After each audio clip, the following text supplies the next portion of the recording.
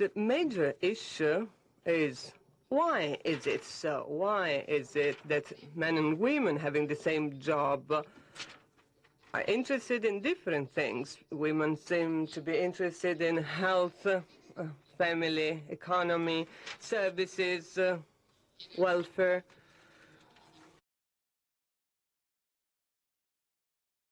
And then econometrics, measurement problems, quantification of economic variables. These are the topics or subjects which are more interesting for men. Of course, we have to ask ourselves a much more wide-ranging question.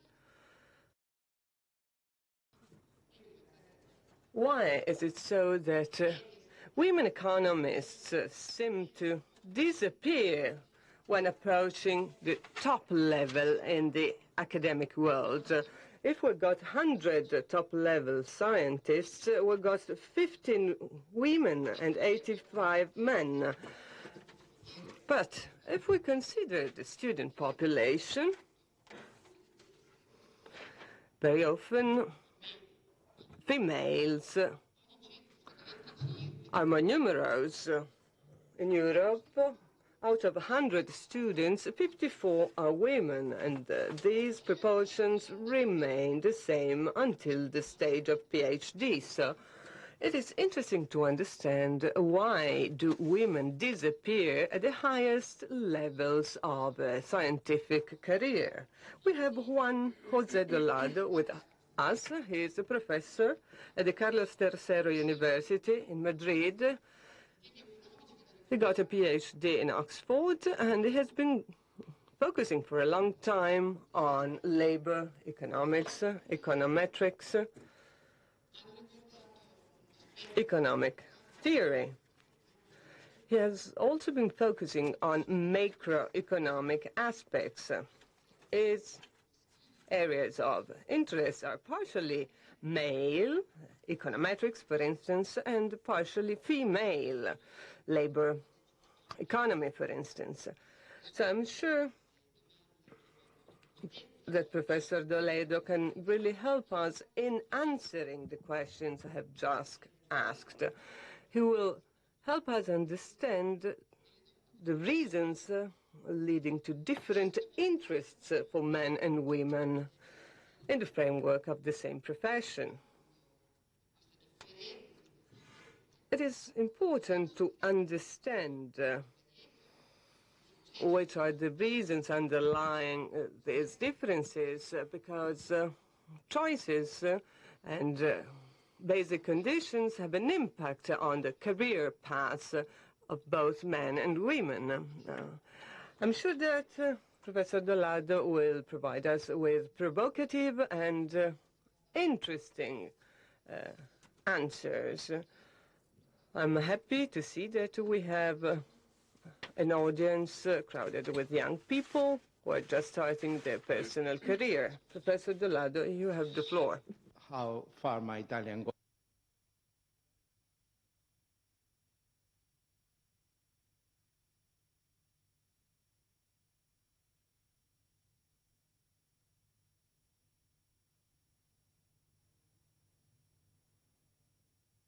We always admire a lot the Italians for their innovative spirit. I mean, we always believe that you punish yourself a lot, that you are too autocritical. You always win the world championship, you organize the best events, and we really feel very, very envious. However, turning to the topic of my talk today, I want to share with you some ongoing research I'm doing about a topic which is rather fashionable. It's been going on for many years, which is gender differences, the difference between men and women. There is a lot of work on differences in wages, differences in promotions, career differences, etc., but much less on differences in the topics on which researchers in particular fields work.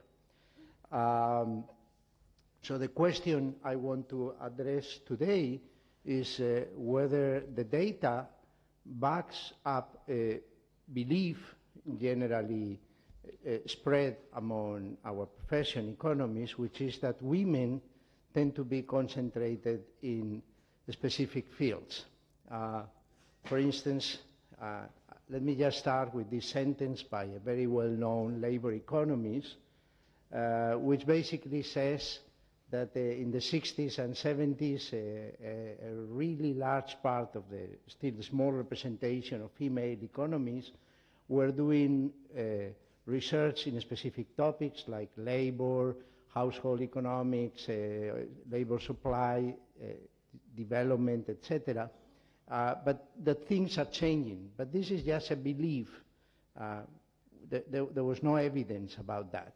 And what I want to do today is just to argue that this belief is correct, but I want to go a step beyond, and I want to give an interpretation to why this distribution of interests, of preferences, happens in reality.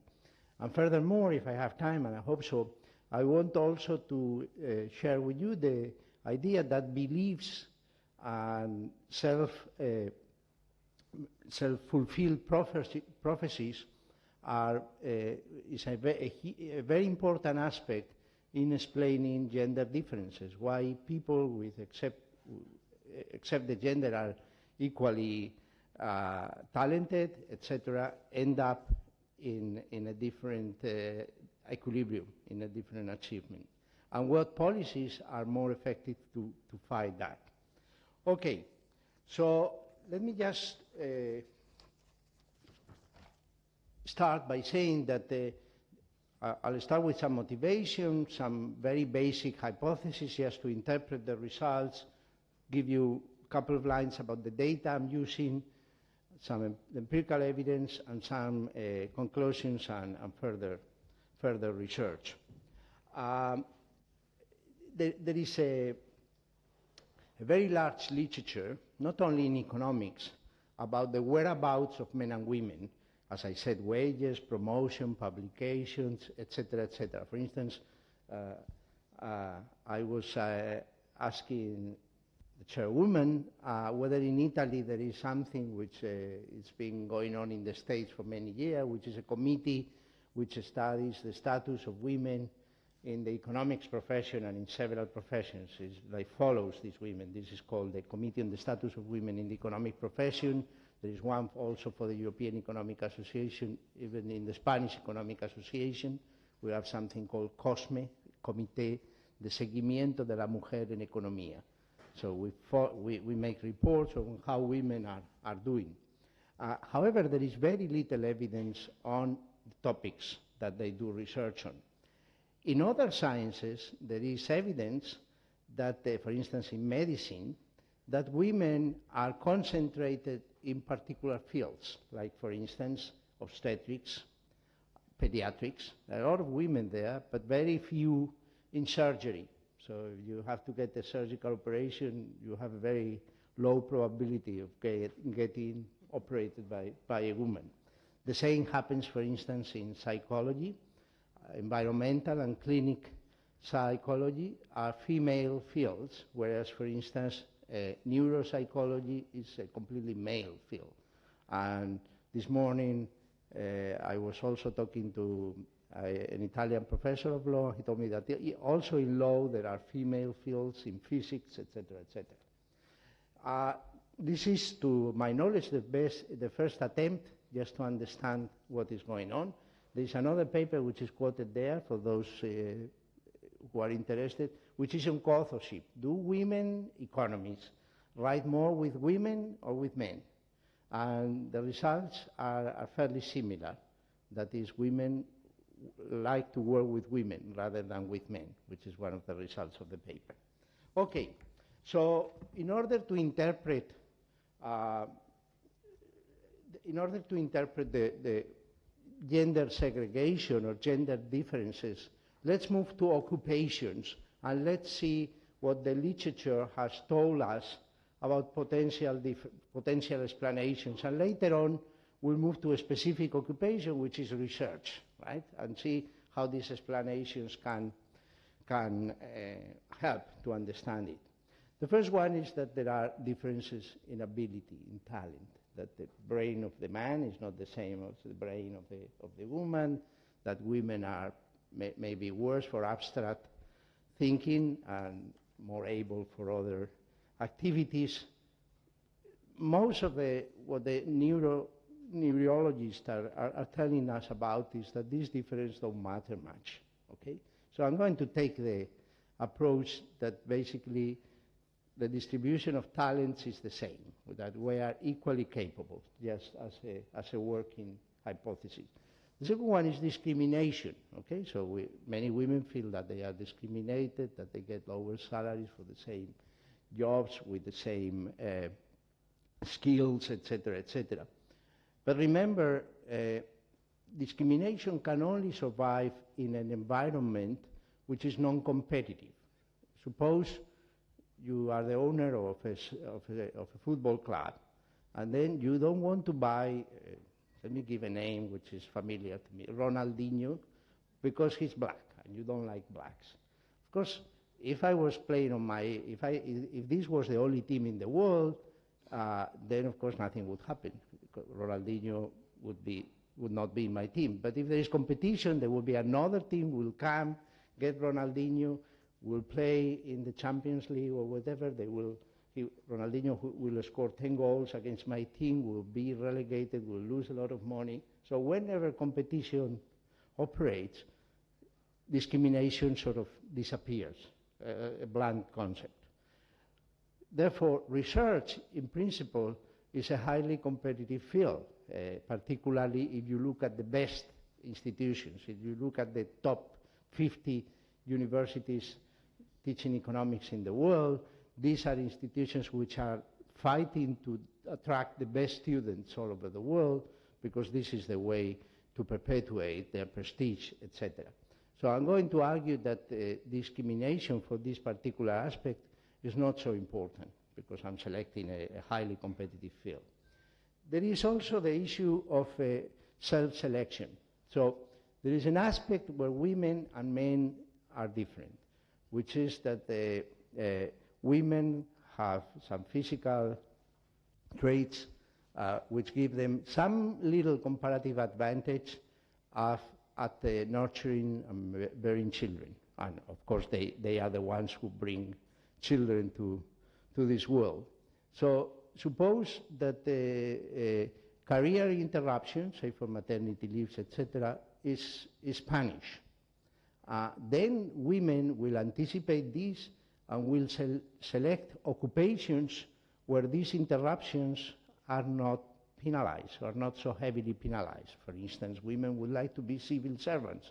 They would like to work in the public sector rather than in the private sector, because if you tell your boss that you are pregnant and you're going to have a baby, you are in danger of getting dismissed, right? So this is a self-selection. It's not different in ability. It's that I select myself for a career which is flatter, it's more secure, it's a maybe job for life, but very little promotion prospects, etc. That's a possibility. So in terms of research, you may think that you may self-select to fields which are more mature, where you are not going to be one of the superstars in the world, but where you could publish a little bit, you could get tenure in a sort of second order, second division university, etc., survive. Then, of course, even if we exclude that, think of the women whom we are going to study. These are women with PhDs in the best schools in the world, who have done a big effort, big accumulation of human capital. They just want to succeed.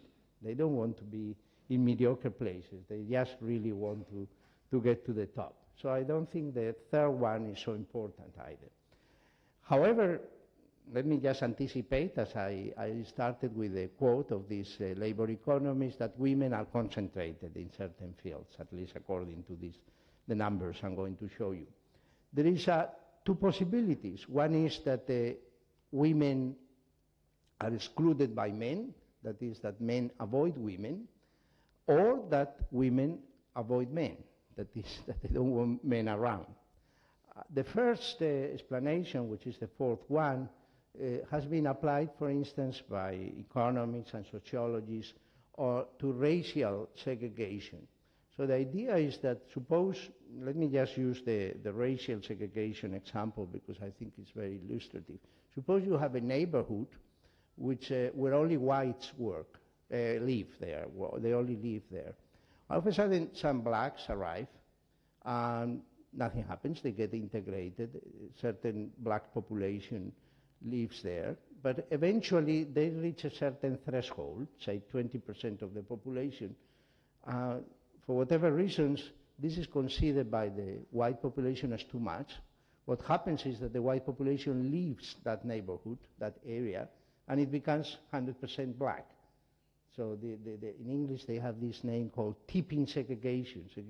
An area which was completely white becomes completely flat. We know of many areas in the cities, in the metropolitan areas, etc., where this has happened, which were white areas and now have become immigrants areas of different ethnic origins. So this could be the case, for instance, in research, if some topics are believed to be female topics, they are somewhat stigmatized. For instance, people think that if you work on a female topic, you will get a lower wage or you will get a lower promotion probability or whatever. They are stigmatized.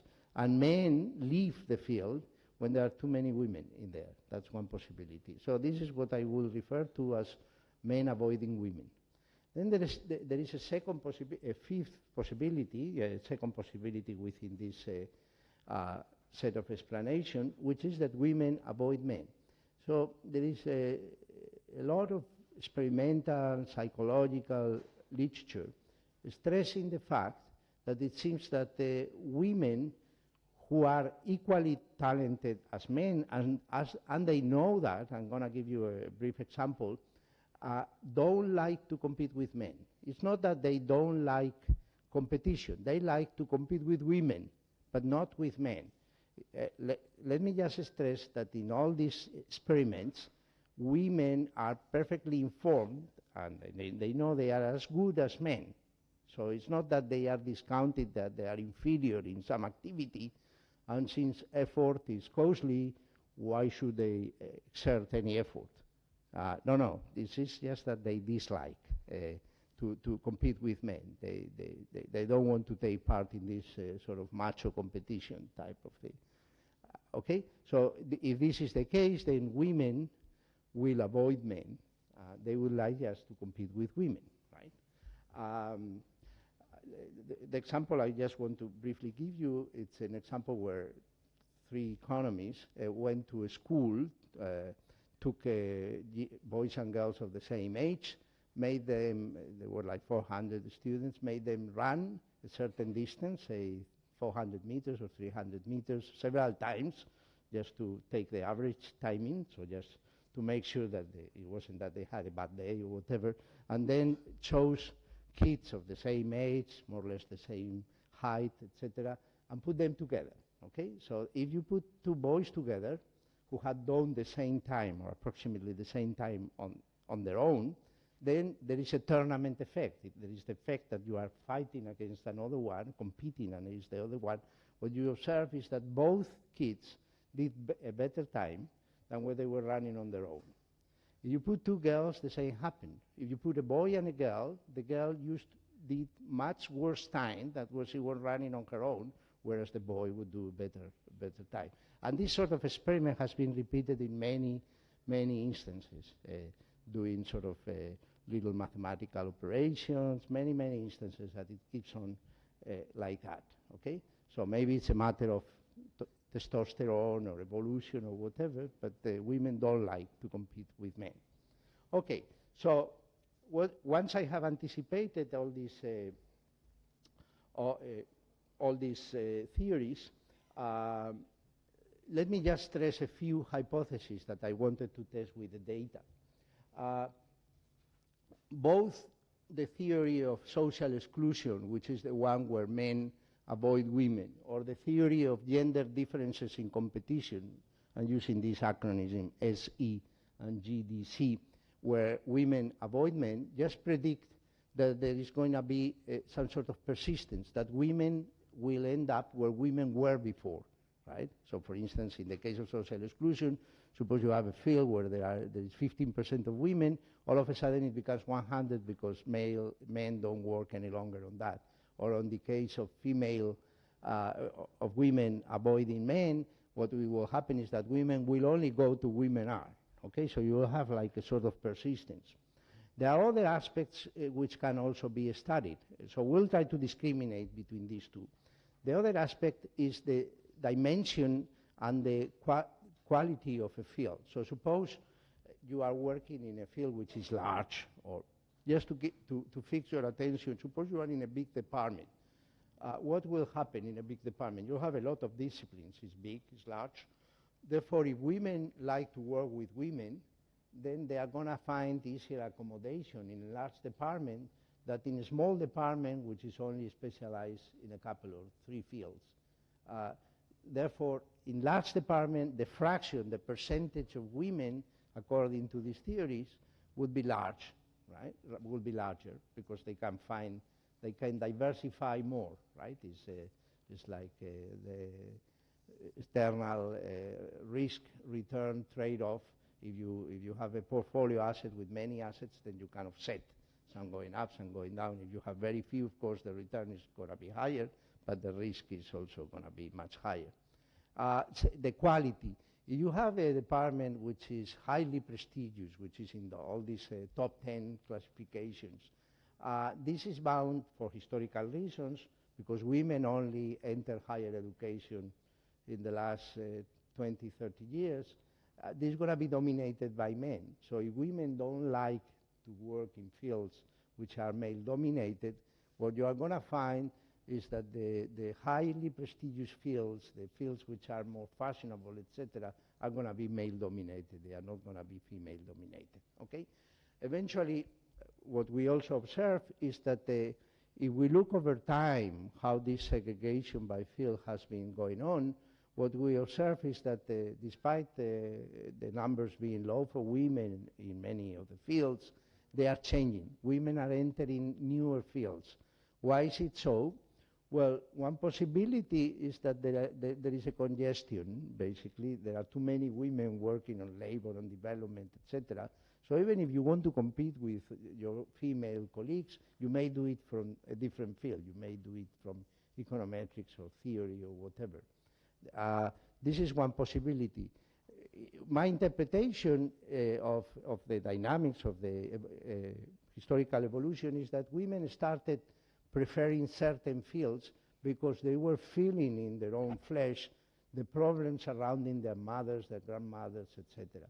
So they started, if you look at women who finished their PhD in the 70s or etc., they were starting to choose social fields, say development, education, etc., because these were the problems that they wanted to solve in this world. This is what they really wanted to do. As time goes by, maybe some of these problems get somewhat solved, or they give up, or whatever, and the newer generation seem to be moving in some other fields. Yeah,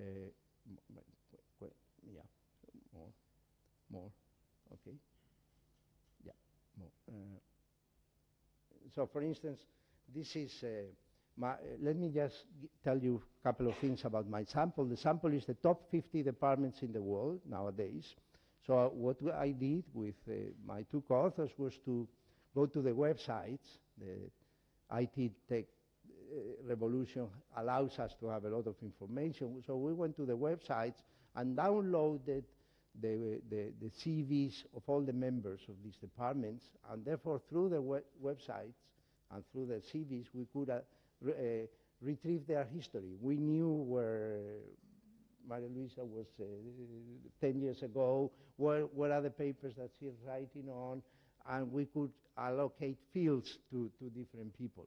So, for instance, this, I don't know if you can see, but health, education, and welfare, the blue bar is the proportion of women among researchers in that field. So it's not, the denominator is not women, overall women, is men and women working on health, education, and welfare.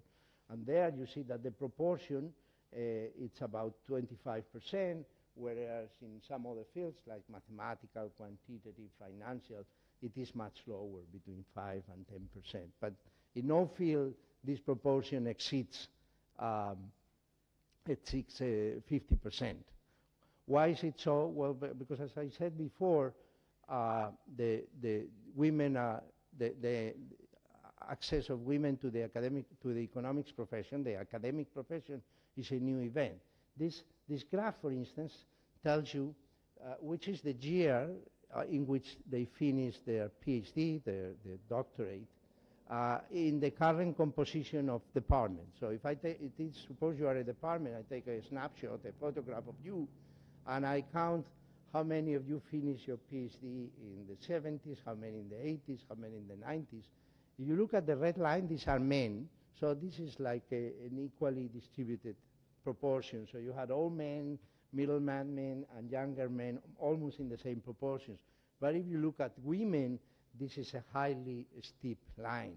So the blue line is women. You have a lot of younger women with recent PhDs in the departments, whereas older women were just a negligible proportion there, okay? So for instance, this is the proportion of women finishing PhDs in recent times and in past times. So the proportion of women finishing PhDs, this is in my top 50 universities, is about 30%, a little bit less, 20%. But the proportion of professors, of tenured professors, of people who are established there, it's only about 10%. So if there is convergence, in a few years, we'll see 30% of female professors. But if there is no discrimination or self-selection or many of the other stories I told you. So let me just, this is an index of segregation. So when it falls out, means that women are entering new fields. They are less segregated. If you look over time, in the 70s, in the 80s, this is going down. The first two bars, the gray and the blue bar, I won't explain what they mean, but it's different ways of measuring segregation. It's just the total segregation. When it is 0, means that the segregation is low. When it is 1, this is an index which is between 0 and 1, it is very high. So you see it is going down. There is this spread of women in other fields. Well, let me just say that most of the hypotheses that I told you before about size, about quality of the field, are not rejected by the data. You test for this data, with this data. I have 2,000 people in my sample, out of which 300 are women, and basically what you see is that overall, the hypotheses are verified. But over time, they are changing. Women are entering this new field. You may think maybe the world is more competitive these days. To become a professor, you need more than what you needed 20 years old. Maybe preferences are changing, etc. Finally, one thing that you could do is, once you have downloaded all this information from the website, is you could write to these women and ask them the question, why are you working in these fields? Rather to infer that through some statistical procedure, just ask them directly. So we did that. We wrote we had 300 in our sample. Of course, response rates are not 100%. So we got replies by 125, and we asked them about various things related to their choices. For instance, the family background, whether they had kids. These remember, might drive their interest. If you have kids or you have a sick relative or whatever, this might raise your appetite for certain fields. You may feel that it is unfair the way your kids are treated in this world, and you would become a development economist, etc., etc. So we asked these people, and we also asked men. We had a lot of men in our sample, so we did something with the statisticians do, which is construct a match sample. So it's a sample of people about the same age, did their PhDs in the same years, etc., etc.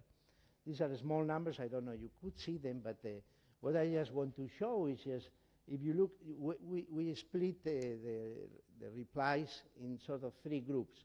So those who chose due to seeking economic or academic success. Okay, I want to be rich, I want to be famous in academics. That was the reason I chose the field.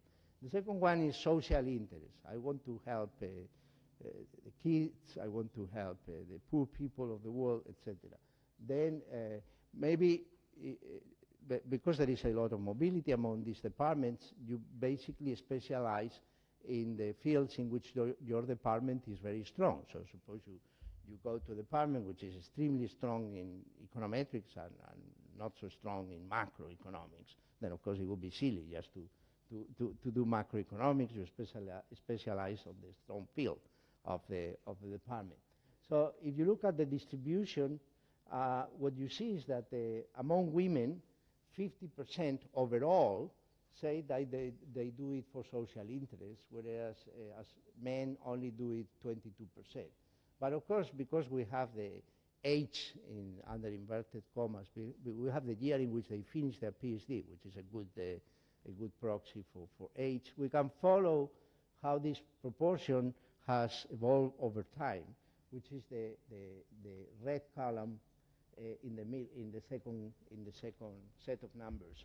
So you see that for those women who finish before the mid-80s, like 60% of them were doing it for social interest, whereas this has fallen to 33% nowadays. So things seem to be changing, right? Why are they changing? I sort of venture various explanations, but now let me just jump a little bit forward and talk a little bit about non-academics. What I want to argue is that the gender differences in these last 5 minutes may be due to a large extent to what economists call self-fulfilling prophecies. That is the idea that beliefs drive results. So let me just give you a very simple example. Suppose I'm going to wear the hat of an employer. I'm an employer. I have two candidates, a male candidate and a female candidate. And I have to think they are equally talented, they have the same laurea, the same grades, equally skilled. But I have to decide which one to train more or allocate to a career with a higher promotion profile. I will always believe that in case something happens at home, some relative gets ill, some of the kids get ill or whatever, it will be the woman who has to leave the job and go there. Or if there are long hours, unexpected long hours, you have to stay until 11. The woman will have more difficulty. Therefore, I'll give more training. This is what is called sort of a statistical discrimination. I'll give more training to the man. I'll pay the man more because he's going to end up being more productive. This is what I think as an employer. Now let's go to the household. Suppose you have a partner, you are in the household, you are deciding who should devote more time to work at home and who should devote more time to work in the market. What is going to drive my decision? Well, basically the relative wage. If the man earns more, the opportunity cost, what economists call opportunity cost of staying at home, is going to be higher for them. Okay, so from the household viewpoint, the distribution of tasks, apart from some comparative advantage like breastfeeding or not many more, and this is of course has been falling over time because the new methods of nurturing kids, the less need for physical strength in most jobs. These days, very few jobs really require physical strength, make the decision to be tilted towards the women at home and the men at the market. At the end, both beliefs are fulfilled because the employer sees the woman working at home and therefore says, well, I did well. That's why I trained more and I gave a higher profile job to the man. And at home, the couple meets and say, well, you see, it's better what we did because the woman will earn a lower wage in the market. So both both beliefs get totally fulfilled. The only way to break these beliefs is some imposition, some rule of law that Partha Dasgupta was talking about, which is affirmative action or the like. Affirmative action has been typically criticized on the basis that it's not equal opportunity. If I am a firm, I want employees to bring revenue, to bring profits to the firm, and this is claimed to be gender neutral. If the woman brings more, I'll give the women more opportunities. But this does not work as long as these beliefs are entrenched in society. You have to break them. The same happens, for instance, with affirmative action and racial segregation. That is, you have to break these beliefs that the people of a different race are inferior in some sense or less reliable, etc. How do you do that? By giving them the opportunity to prove that this is not the case. There is always, of course, the criticism that they may disincentivate people from accumulating human capital. If you get into Harvard because you are black, irrespectively of whether you have good grades or bad grades, that is not going to work. But of course, we already know that, for instance, in the case of gender discrimination, women are the best students. They are the overall majority in the universities. So these incentives are not going to take place at all. One difference, and with this I'll finish, whereas in the case of racial discriminations, when you break these beliefs, it may take a long time. You can lift the policy, you can eliminate the policy, and from that time, from that point ever, employers will believe that blacks are as productive as whites. And of course, because blacks know that they have the possibility of showing their employers that they are as good, they will study more, they will perform better, etc., etc. So it's a virtuous cycle. But in the case of women, you cannot lift these policies. So why is it so? Because once you leave the policies, once you eliminate, say, quotas, for instance, in my own country, in Spain, we have passed a recent law with a lot of criticism, I must say, but the pass was low, where we force firms with more than 250 employees to have at least 40% of the board members women. And the electoral list, we just had administrative elections, municipality and regional elections. All the parties in even the smallest towns have to present at least a list with at least 40% of women there. In fact, there were funny cases because a party presented 100 of women, and that was not allowed. Then, of course, they had to present at least 40% of men as well. But this is the way, that is the way it is going to work. And that cannot be lifted, because once it is lifted, of course, there is a difference between whites and blacks and men and women, is that men and women have households.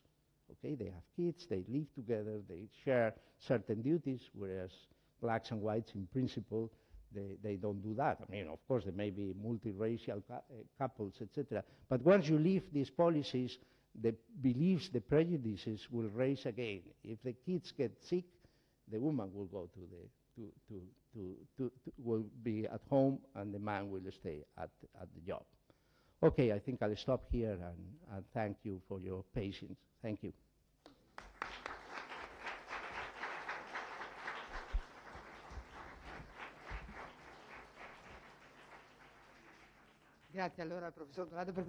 Thank you very much, Professor DOLADO, for this very interesting presentation.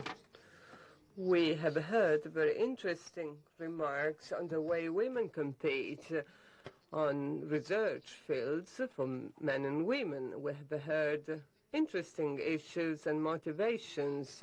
Professor DOLADO has mentioned segregation effects which are decreasing with the younger cohorts, and he has mentioned equal opportunity policies. A lot has been mentioned. Now you have the floor for questions and comments. Ecco, abbiamo già una prima domanda. We have two questions. Good. Thank you. Well, I haven't got a question. I would like to make a few remarks, and of course there are underlying questions. I don't know where to start from, because many interesting things have been said. Well, you choose one. Well, talking about professional segregation and gender-based segregation, and considering what Professor DOLADO has said, there's a sort of horizontal segregation. I'm referring to the fields. And then there's also vertical segregation.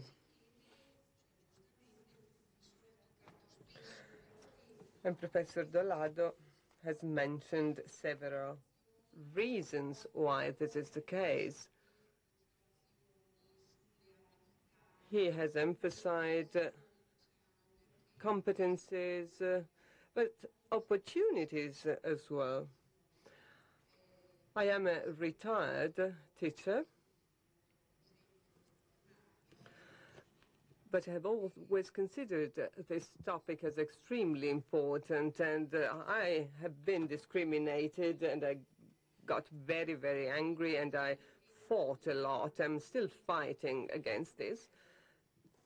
So considering my personal experience, I think that this reflection should be extended, in particular, to the education and training world. And this reflection should be started as early as possible. Professor DOLADO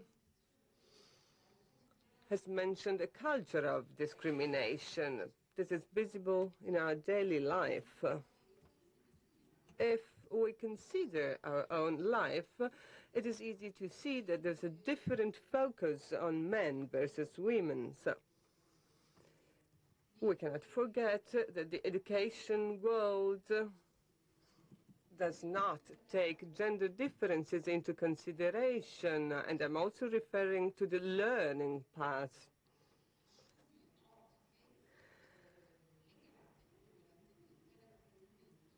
Because very often, the learning process is based on a male perspective, even if we clearly know the scientific evidence that women are best students. The justification which is often mentioned is that they are more diligent, they work harder. In the education world, gender differences are not analyzed in depth, and the difference in terms of results is not studied. As to field discrimination, well, in Spain there's a law establishing specific female shares. We also know that in some cases it is difficult for women to relate to men. It is true that in our culture, as women, we're not given the appropriate competence to exert power. You and Professor DOLADO mentioned a very important issue. Women have decided to be active in those fields where many things need to be corrected. But I think that women have to be present also in those arenas where rules are decided. I'm very glad, and I would like to say this before concluding, I'm very glad to see that there are many young people here. And I think we've got to work with young people, we've got to work on equal opportunities. I think that younger women often believe they have perfect equal opportunities. Well, is this the same in Spain? Are they really aware of what they are entitled to have?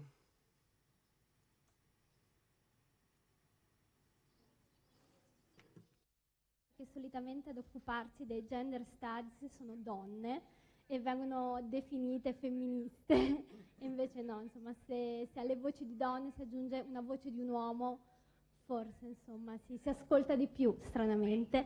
E l'altra cosa è un'osservazione che si rifà.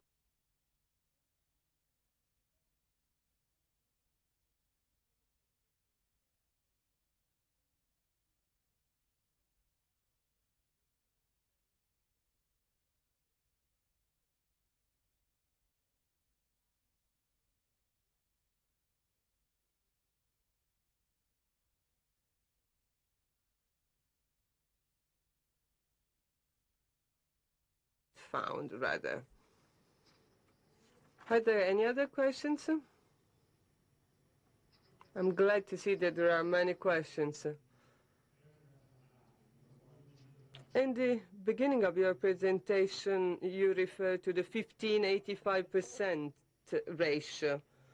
And I think this ratio is seen in Italy, Portugal, and Spain. If we go to Northern Europe, Norway, Finland, Denmark, I'm not sure that this ratio is reversed, but I think that there's a sort of 50-50 ratio. Well, I'm not going to talk about the reasons why this is so, but I would like to know what you think about this.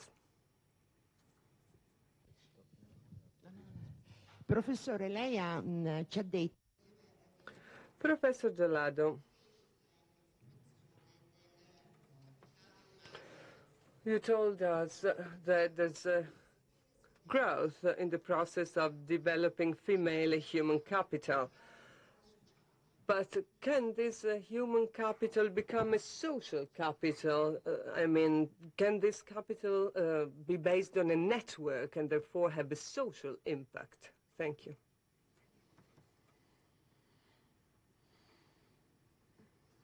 Thank you very much for these questions, which are all very interesting. The first speaker mentioned that I had referred in my talk, in fact, to horizontal segregation. So we are talking across fields. Fields are more or less, in principle, important, although, as I mentioned, you could qualify them in terms of quality. Okay, it's like sports. There are sports which raise more money and sports which raise less money. The vertical segregation issue is, women had a name for it, which I think is will be familiar, which is glass ceilings. So there is this ceiling that once you touch it, it's intangible. It's not written anywhere. That is called class. And then when you touch your head on it, you cannot go through. So, for instance, that's the reason why in most of the European countries, including the Scandinavian ones, and that goes to the third speaker, the proportion of women in the boards of corporate firms, etc., is still very low. In Scandinavia, you'll have, for instance, sectors like the educational sector, the health sector, which are where the proportion of women is more than 50%. But then if you look at the school, you'll have, I don't know, 60% of women, or if you look at the hospital, you will have 60% of the female doctors. But then if you look who is the schoolmaster, who is the director of the hospital, tends to be a man. So the glass ceilings are very important in Sweden, in Scandinavia, Norway, in Denmark, etc. That has not disappeared. They may have cut horizontal segregation, horizontal differences, but not vertical ones, right? Of course, the glass ceiling story is a very interesting one, because let's take again the assumption that the distribution of skills, of talents is the same across genders. Then if women anticipate that they're going to have a harder life in reaching to the top, those women that we see at the top, those women who are very important, who are in the government, who are in the boards of the corporate firm, should be much better than men, because if they come from the same distribution, the cutoff point is going to be tougher for women. Therefore, what we should see is that those women do better than men. They should get higher wages, but that's not what we see. So discrimination is not totally absent, right? But one implication of these theories about the vertical segregation is that the women who reach it are much better, because they had a harder life in reaching to the top. There are also other issues which I started my talk, which basically relate to what degree of connection, of link is there between house work and market work and wage salaried work. Well, there is the idea put up by some economists that they are substitutes. So if you work 6 hours or say 12 hours at home, then you are tired to work for the market, right? So there is a substitution. I think there is also quite a bit of evidence that they may be complement. Running a home is, in a sense, not too different from running a firm. So there seem to be a lot of traits, a lot of skills which are acquired. And therefore, for instance, it is often the case that women in positions of high responsibility do better, and the psychologists tell us this is because they had a family and they were running a family. So a lot of solutions still have to be taken there. I would be as abrupt as possible by saying, well, in the case of as in corporate firms, as in the top positions, just impose a certain proportion of women. This is not going to damage the firms. This is not going to damage their opportunities of profit or anything like that, their freedom of choice. So this is somewhat related to the first R and the third issue. Women have been more active on gender issues, as the second speaker. Yeah, that is true. That is, in fact, all these committees that I was mentioning at the beginning and that I encourage you to create in the Italian academia as well, were just launched by women who felt discriminated. And it's the same explanation, as I said at the beginning, of why they chose the topics that I was showing you. I think they wanted to solve the problems that they were feeling in their own flesh. But of course, this is an issue which is, I think, a very exciting issue of why differ in so many things and apparently in so few things. And I think it's good that and there are a lot of men, for instance, the most famous economic decomposition about gender difference is due to two men, Oaxaca and Blinder. Convergence and social capital, I think there is the view that women are less prone to wasted competition. Men tend to compete too much. They love competing, but for the sake of it. And in this sense, if social norms is what we heard yesterday, is persistent trust, stable trust, firm-rooted trust, I think there is quite a lot to win in having these women in leading positions and imposing them as soon as possible. Thank you. Grazie. Ci sono delle altre domande rapide e veloci con cui possiamo concludere? Altre curiosità?